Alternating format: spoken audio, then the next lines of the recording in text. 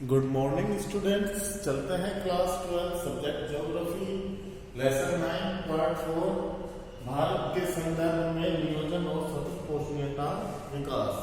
इससे पहले वाले अध्याय में हम पंचवर्षीय योजनाओं के विषय में अध्ययन कर चुके हैं, जिसमें सरकार के द्वारा यानी गवर्नमेंट के द्वारा ऐसे नियम बनाए जाते हैं जो जिस स्थान में किसी वस्तु की या किसी संसाधन की या वो स्थान डेवलप नहीं कर पा रहा है तो उसके लिए नियोजन यानी प्री प्लान करके उनके लिए कार्यक्रम तैयार करती है। तो उन विषयों के बारे में हम अध्ययन कर चुके हैं। अब आता है हमारा विकास के प्रादेशिक क्षमता व उत्तरदायी कारण। कहने का भाव यह है कि हर क्षेत्र विकसित नहीं हो पाया है। जैसे प्रादेशिक विषमता का अर्थ है कि हर प्रदेश में कुछ न कुछ ऐसी विषमताएं देखने को मिलती है जो परिपूर्णता के लायक नहीं हो पाते। जैसे दिल्ली और मुंबई में अगर आप देखते हैं तो वहां पर हर वस्तु की उपलब्धता आपको दिखाई दे जाएगी, लेकिन उड़ीसा जैसे कालाहांडी के प्रदेश में आपको वो सुविधाएं नहीं नजर में आएंगी। वहां पर शिक्षा के अभाव है, जबकि दिल्ली और मुंबई जैसे शहरों में क्षेत्रों में शिक्षा और एजुकेशन और चिकित्सा की अन्य सेवाएं आपको पर्याप्त मात्रा में मिल जाएगी। तो ये विषमताओं के क्या कारण होते हैं और किन कारणों से यहाँ पर अलग अलग क्षेत्रों में कहीं पर आपको हर चीज मुहैया हो जाती है, जबकि कहीं पर आपको वो वस्तुएं या वो खाद्य वस्तुएं आपको उपलब्ध नहीं हो पाई हैं। यानी आज आप देखते हो पंचवर्षीय योजनाओं के तहत कार्यक्रम जो चलाए गए थे उसके अकॉर्डिंग कई क्षेत्रों में खाद्यान्नों की पूर्ति हुई है, औद्योगिक क्रांति भी आई है, हरित क्रांति भी आई है। अब हम सामान आयात करने के बजाय निर्यात अधिक कर रहे हैं। तो जहां हमने प्रगति की है 2008 और 2009 के बाद, वही 9 पंचवर्षीय योजना 10 पंचवर्षीय योजना समाप्त हो चुकी है और 11वीं चल रही है। जैसा कि आप देख रहे हैं प्रगति हमारे देश में की है, विकास किया है, लेकिन कई क्षेत्र ऐसे हैं जहां पर विकास नहीं हो पाया है। तो आइए आज हम अध्ययन करते हैं विकास की प्रादेशिक विषमता व उत्तरदायी कारण। तो सबसे पहले आता है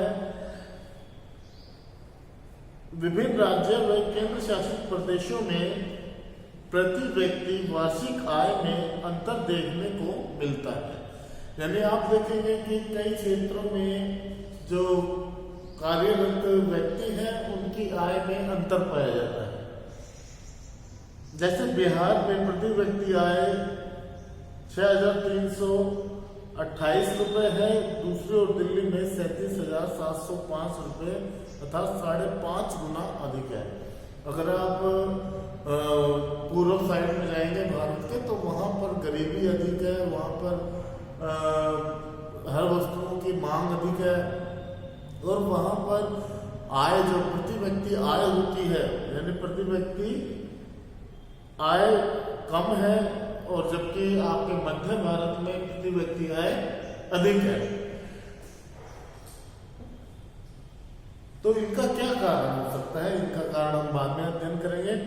देश में 35 राज्यों में व केंद्र शासित प्रदेशों में से केवल 14 में प्रति व्यक्ति वार्षिक आय 15,000 रुपए से अधिक थी।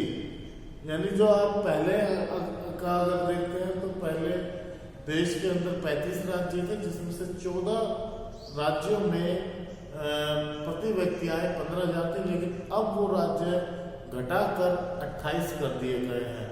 तो उनके तहत 9 ऐसे राज्य हैं जहां पर प्रति व्यक्ति आय 20,000 या 27,000 के लगभग कर दी गई है। इसी प्रकार देश के विभिन्न राज्यों में गरीबी रेखा से नीचे रह रहे लोगों में के अनुपात में भी अंतर पाया जाता है। सन 2000 में उड़ीसा में सबसे अधिक लोग अर्थात 47.95% लोग गरीबी रेखा के नीचे थे, जबकि दूसरी ओर जम्मू और कश्मीर में यह प्रतिशत 3.48 ही था।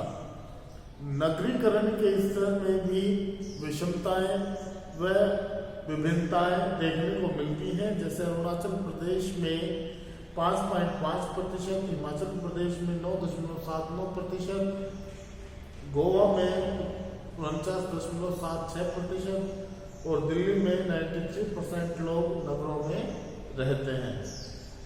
साक्षर व प्रशिक्षित व्यक्तियों की आमदनी अधिक होती है। जो साक्षर होते हैं यानी पढ़े लिखे होते हैं, जो प्रशिक्षित यानी किसी कार्य को करने में निपुण होते हैं, उनकी आमदनी अधिक होती है। भारत की 1/3 जनसंख्या निरक्षर है। साक्षरता की दृष्टि से स्त्रियों की दशा तो और भी खराब है। यह निम्न उदाहरण से स्पष्ट है कि 2001 में बिहार व केरल 33.6% स्त्री साक्षरता दर थी, वहीं केरल में 87.9% थी। स्त्री साक्षरता में झारखंड, उत्तर प्रदेश व आपका राजस्थान में स्थिति और भी खराब है। इसी प्रकार जिन राज्यों में मानव विकास सूचकांक यानी ह्यूमन डेवलपमेंट प्रोग्राम अधिक होता है, ये खुशहाल होते हैं। बिहार में मानव विकास 0.367 है, जबकि केरल में 0.638 है। प्रादेशिक विषमताओं के कारक यानी क्या कारण है कि प्रादेशिक विषमताएं अधिक पाई जाती हैं। तो सबसे पहले आता है कि दूसरी पंचवर्षीय योजना में देश के ऐसे प्रदेशों में उद्योग लगाए गए जहां पर उनके लिए सुविधा अधिक थी, जिससे उन्हीं का विकास हुआ। कहने का भाव यह है कि दूसरी पंचवर्षीय योजना के तहत जो उद्योग धंधे ऐसी वनस्पति पर अधिक हो पाते हैं, वो उद्योग वहां पर अधिक लगाए गए। यानी कहने का भाव यह है कि उन उद्योगों को ऐसे स्थानों पर लगाई जाना चाहिए था जहां पर हमें वहां के श्रमिकों की मांग पूरी हो सके, उनका रोजगार मिल सके। कृषि में हरित क्रांति का लाभ उन्हीं राज्यों को मिला जहां पर पहले से ही सिंचित क्षेत्र अधिक था। इससे विषमता बढ़ी। यानी जो कृषि के लिए सिंचाई व्यवस्था की गई थी, वो उन क्षेत्रों में की गई थी जहां पर सिंचाई के साधन पहले से ही मौजूद थे। यानी कहने का भाव यह है कि कृषि के लिए सिंचाई की व्यवस्था ऐसे स्थानों पर की जानी चाहिए थी जहां पर सिंचाई व्यवस्था नहीं थी। केंद्रीय सरकार ने लाभ की दृष्टि से कुछ चुने हुए स्थानों पर उद्योग लगाए, इससे भी विषमता बढ़ी। यानी ऐसे स्थानों पर उद्योग लगाने का कोई बेनिफिट नहीं था जहां पर पहले से ही लोगों को रोजगार मुहैया हो रहे हैं। 1991 में आर्थिक नीति उदारीकरण, निजीकरण व वैश्वीकरण से संबंधित थी। इनका लाभ पहले से ही सुविधा प्राप्त प्रदेशों को मिला, सभी को नहीं।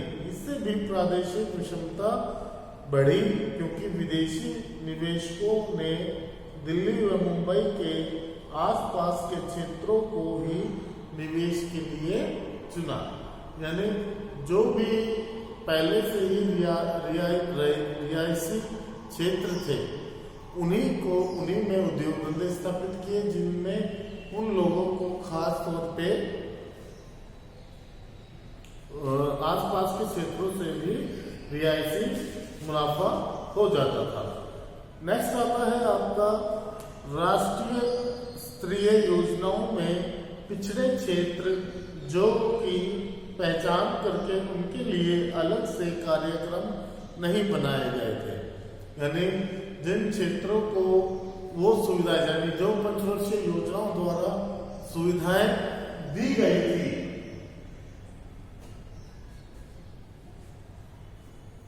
अलग अलग क्षेत्रों को वो सुविधाएं केवल उन क्षेत्रों को दी गई थी जहां पर वो सुविधाएं पहले से ही मौजूद थी। कहने का भाव यह है कि उनका वर्गीकरण नहीं किया गया था कि जिनको पंचवर्षीय योजनाओं की आवश्यकता थी, केवल उन्हीं क्षेत्रों को पंचवर्षीय योजनाओं का लाभ दिया जाना चाहिए था।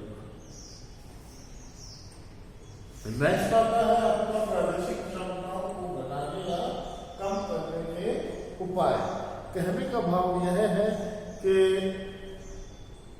देश में प्रादेशिक विषमताओं को घटाने के लिए केंद्र व राज्य सरकारों ने अनेक कार्यक्रम शुरू किए, जिनको 2 वर्गों में रखा जा सकता है। नंबर 1 पे है समन्वित क्षेत्र विधि और स्थानीय नियोजन, और नंबर 2 पे है खंडीय नियोजन में स्थानिक समन्वय।